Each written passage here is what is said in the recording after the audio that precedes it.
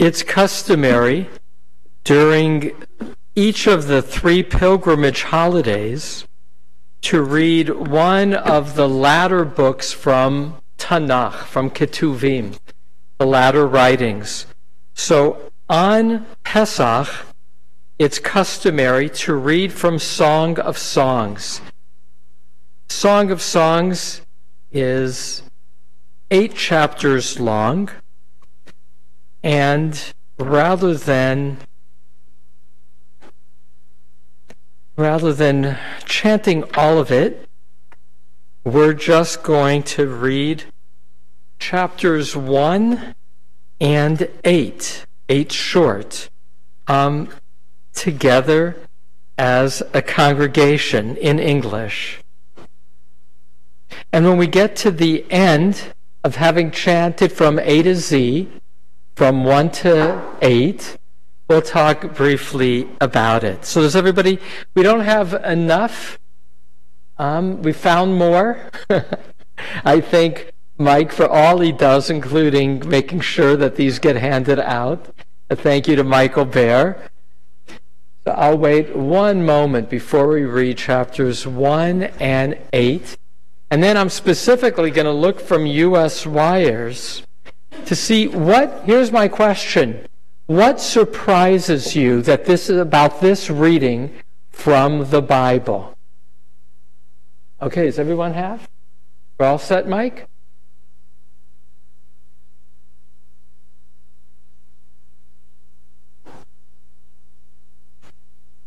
Okay. All right, I want to hear again our U.S. Wires loudly, because you're the ones I'm going to put on the spot after to discuss this. Okay, together. Page 5. Page 5 in our books, Shir HaShirim, the Song of Songs, together. Oh, give me the kisses of your mouth, for your love is more delightful than wine. Your anointments yield a sweet fragrance.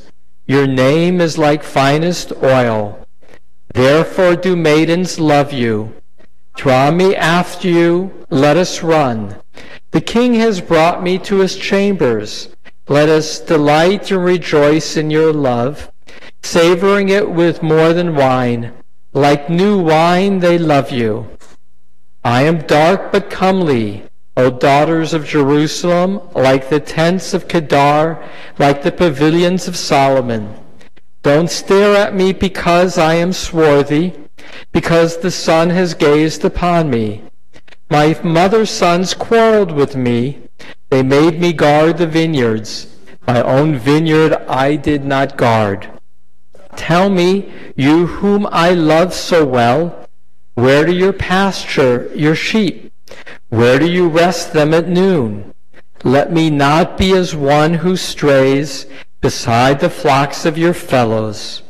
If you do not know, O fairest of women, go follow the tracks of the sheep and graze your kids by the tents of the shepherds. I have likened you, my darling, to a mare and Pharaoh's chariots.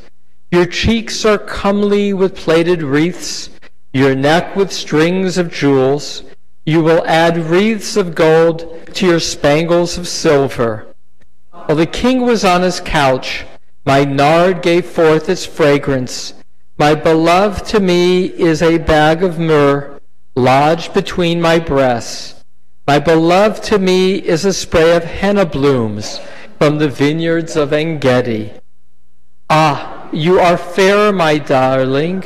Ah, you are fair, with your dove-like eyes, and you, my beloved, are handsome, beautiful indeed. Our couch is in a bower.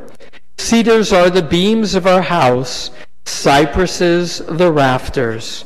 And now we turn to the final chapter, page 16, chapter 8. Again, there's a male voice and a female voice and a narrator's voice. And so what takes some discerning is whose voice is speaking. Page 16. If only it could be as with a brother, as if you had nursed at my mother's breast. Then I could kiss you when I met you in the street, and no one would despise me. I would lead you. I would bring you to the house of my mother, of her who taught me. I would let you drink of the spiced wine, of my pomegranate juice. His left hand was under my head. His right hand caressed me. I adjure you, O maidens of Jerusalem, do not wake or rouse, love until it please. Who is she that comes up from the desert, leaning upon her beloved? Under the apple tree I roused you. It was there your mother conceived you. There she who bore you conceived you. Let me be a seal upon your heart, like the seal upon your hand. For love is fierce as death, passion is mighty as Sheol. Its darts are darts of fire, a blazing flame. Vast floods cannot quench love, nor rivers drown it. If a man offered all his wealth for love, he would be laughed to scorn. We have a little sisters, whose breasts are not yet formed. What shall we do for our sister when she is spoken for? If she be a wall, we will build upon it a silver battlement. If she be a door, we will panel it in cedar. I am a wall, my breasts are like towers, so I became in his eyes as one who finds favor. Solomon had a vineyard in Baal Hamon. He had to post guards in the vineyard. A man would give for its fruit 1,000 pieces of silver. I have my very own vineyard. You may have the 1,000, O Solomon, and the guards of the fruit 200. O you who linger in the garden, a lover is listening. Let me hear your voice. Hurry, my beloved, swift as a gazelle or a young stag, to the hills of spices. Okay, 1 second. Okay, so first, our teens. What surprises you about these words of sacred scripture? Hannah?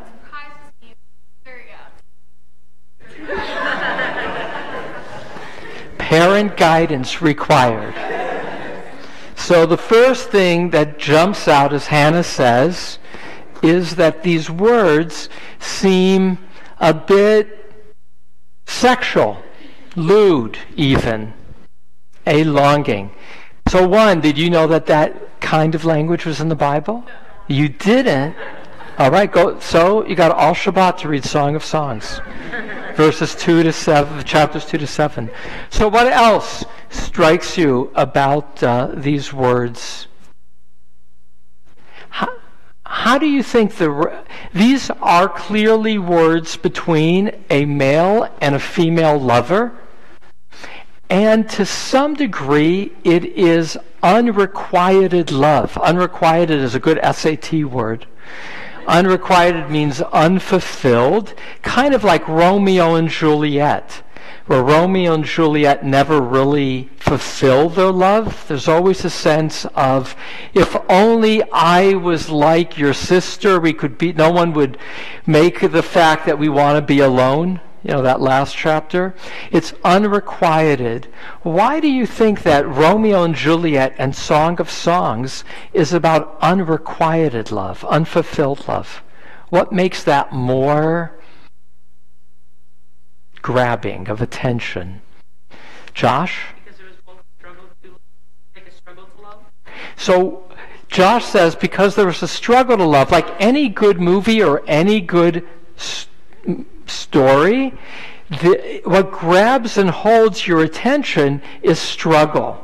There has to be some kind of struggle in a good piece of writing that then gets resolved or not resolved, but it's struggle that holds our attention. Why struggle? Why does struggle, or in this case, unfulfilled love, hold our attention? Natalie?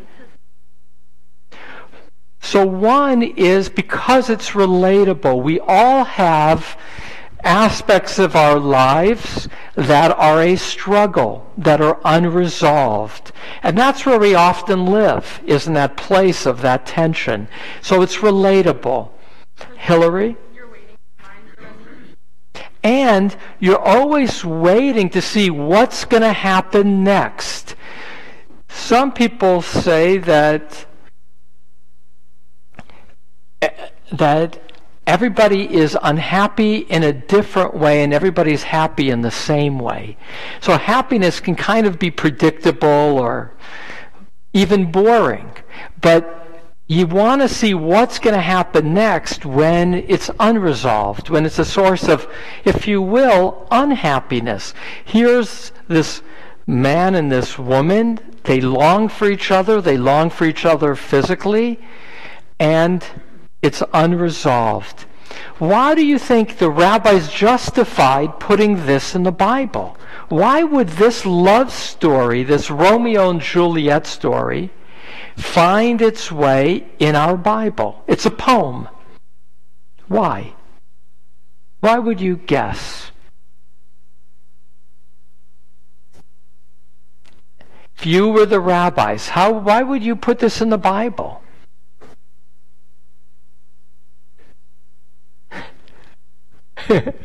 I like Hannah's nodding, saying, I have no idea.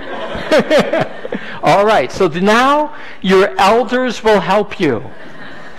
Eric, and then Howard. Because we're in exile and we yearn for Jerusalem. So the notion, so in that sense, what Eric says is it's a metaphor. A metaphor is taking a human experience that's relatable, the unresolved love between a man and a woman, and, as Eric says, it then becomes a metaphor for the longing of the Jewish people for Jerusalem. And Jerusalem, interestingly and distinctly for the Jewish people, is seen as a lover. It's anthropomorphized, another good SAT word, anthropomorphized, which means it's given human-like qualities. And so the people of Israel are longing for Jerusalem. Howard?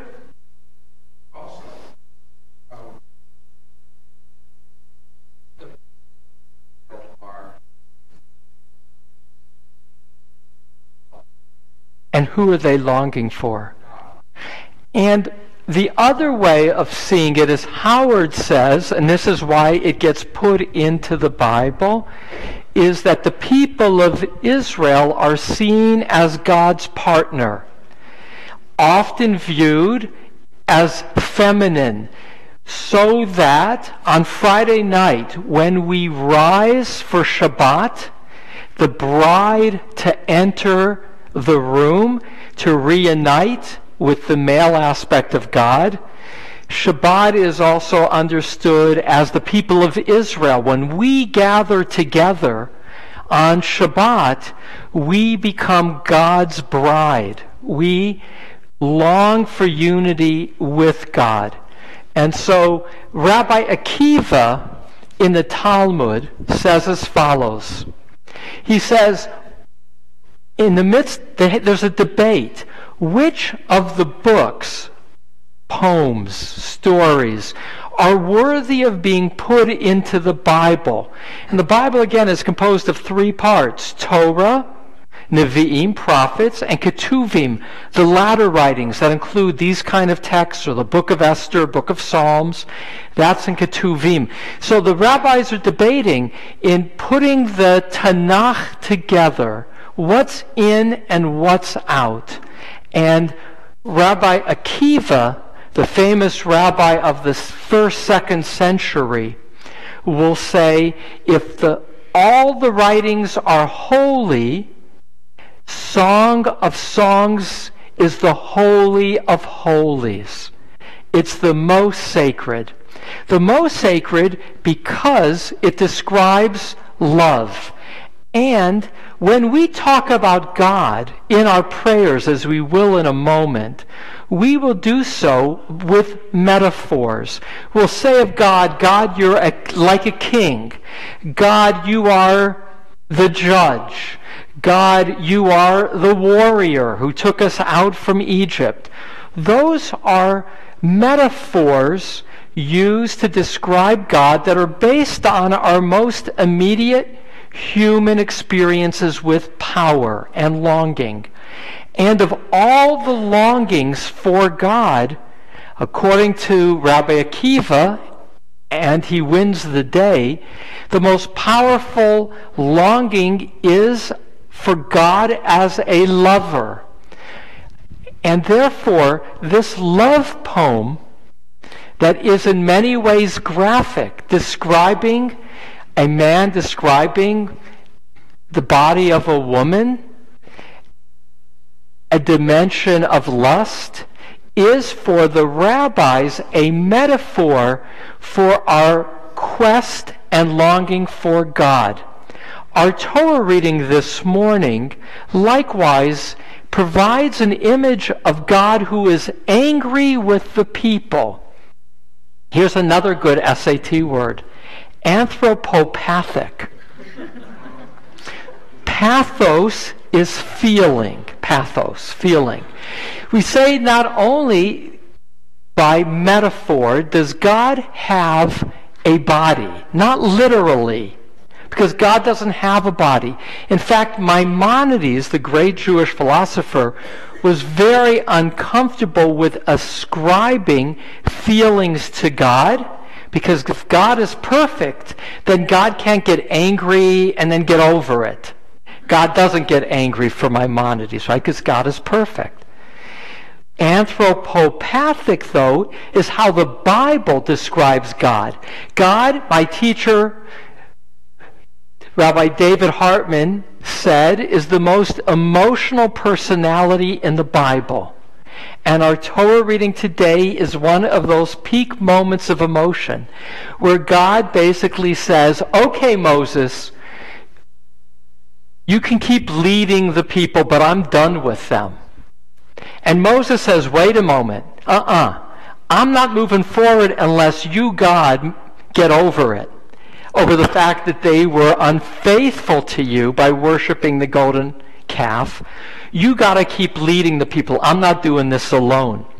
And it's only then, through this stages of God getting over God's upset, that God says, okay, Moses, I'll keep going.